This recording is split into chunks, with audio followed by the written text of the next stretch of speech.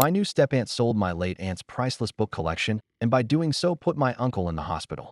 I went nuclear on her. My step-aunt and I have never gotten along, and I'll never forget the night she drunkenly called me, bragging about the fact she just sold all of my late aunt's rare books.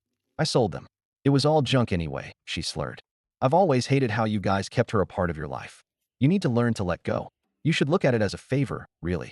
I couldn't muster up words and just hung up. I sat in silence for a minute before receiving a flood of notifications from her. She was sending me pictures upon pictures of empty shelves, accompanied by laughing emojis. My uncle and I were actually on a research trip when this happened, so I woke him up to tell him. He thought I was joking, but when I showed him the proof, he went pale. He stepped outside our cabin and started clutching his chest, collapsing from a stroke. I called for an airlift. It took 15 minutes for the helicopter to arrive, and we immediately got in. The doctors told me not to get my hopes up, and all this was happening while my step-aunt, Isabel, was blowing up my phone, demanding I answer her calls. I ignored them, however, and held my uncle's hand the entire time. He made it to the hospital, and they admitted him to the ICU, where he was hooked up to all these machines. I sat by his bedside, holding his hand, watching his chest rise and fall. The thought of losing him was unbearable. I tried to be strong, but the guilt was overwhelming. I thought if I hadn't told him, he would have been okay. But deep down, I knew that wasn't true. After what felt like an eternity, the doctors managed to stabilize him. They said he was lucky that he'd pulled through, but he was still in a fragile state. Any more stress could be dangerous, even fatal. For the next few days, I barely left my uncle's side. Every time I stepped out of the room, I felt anxious. I was terrified that something would happen while I was gone. The doctors kept saying he needed rest, and that stress was the worst thing for him right now. But it was hard, considering Isabel had sold off my aunt's entire collection.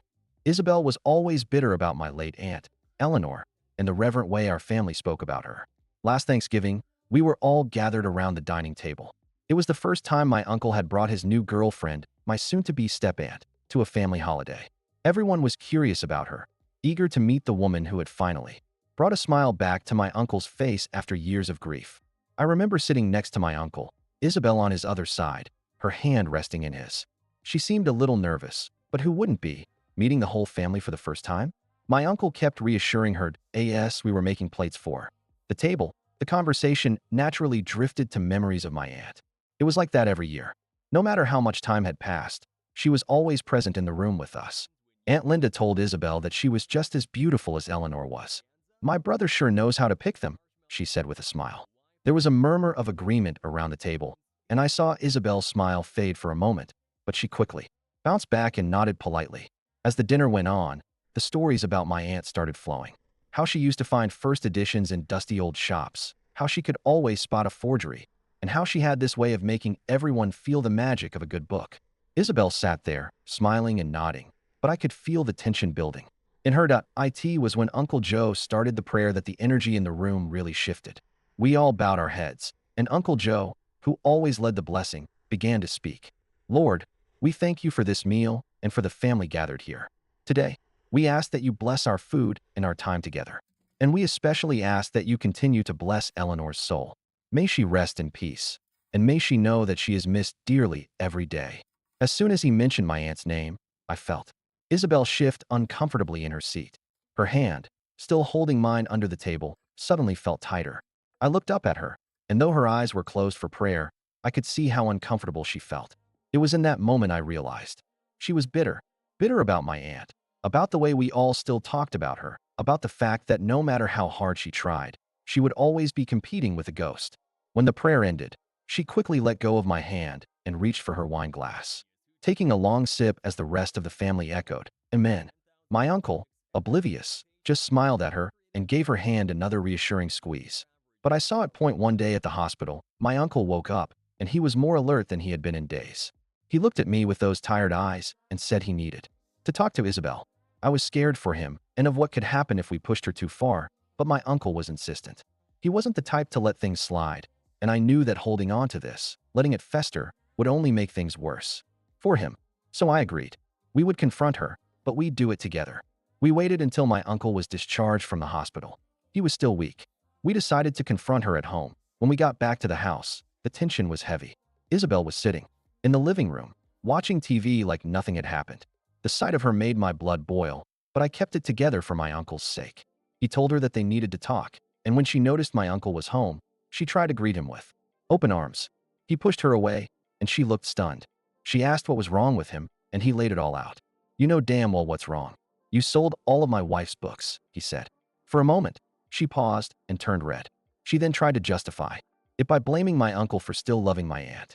He told her that he didn't still love her, but she was in no position to sell all of her belongings. Isabel said if he didn't still love her, then why should it matter? They were just things, cluttering up the house, she screamed at him. I could see my uncle was piping hot, and I motioned for him to sit down. I didn't want to have to take another trip to the hospital, and even though he was still weak, he snatched his arm out of my hand. That was all she had of her mother, and you threw it all away because you wanted to free up space, he screamed. She rolled her eyes and said, he was being too dramatic. She said he couldn't live in the past forever and that it was time to move on. My uncle told her that this wasn't about moving on, it was about respect, and that was when I chimed in.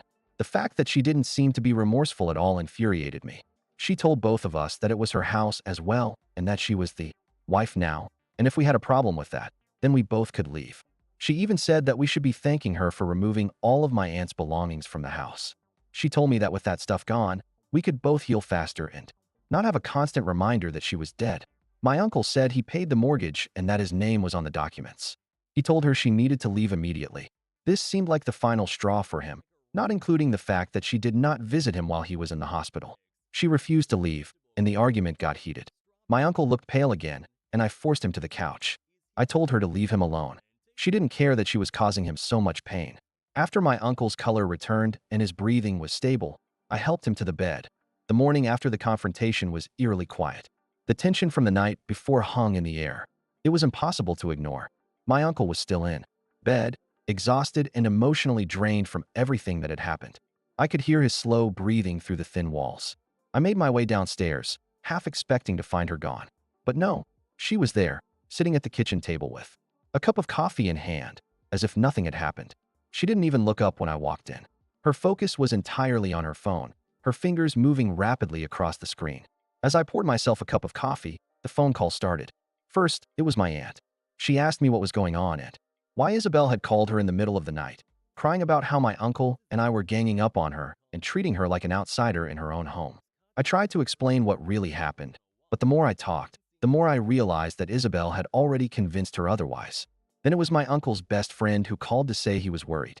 Isabel had told him that my uncle was losing it, that he wasn't handling his grief well and was starting to lash out at her for no reason. She made it sound like we were the ones who had crossed a line and the ones who needed help. It became clear that she was going to fight, and she was going to make sure everyone believed her side of the story. I could see her out of the corner of my eye, still sitting at the kitchen table, smirking as she continued to type away on her phone. I couldn't stand it anymore. I slammed my mug down on the counter, the sound echoing through the kitchen like a gunshot. "What the hell are you doing?" I yelled at her. She finally looked up and said she was making sure people knew the truth. She said my uncle and I were clearly not in the right state of mind to handle this, so she was taking care of it. I laughed. She was serious. I told her that she was lying to everyone and I knew about it. She was the one painting us as the bad guys. She claimed she was just protecting herself and said that people deserved to know what was really going on in our house. She went on this whole rant about how she had never been welcomed in our home and that she was treated as a placeholder by my uncle and I ever since my aunt died.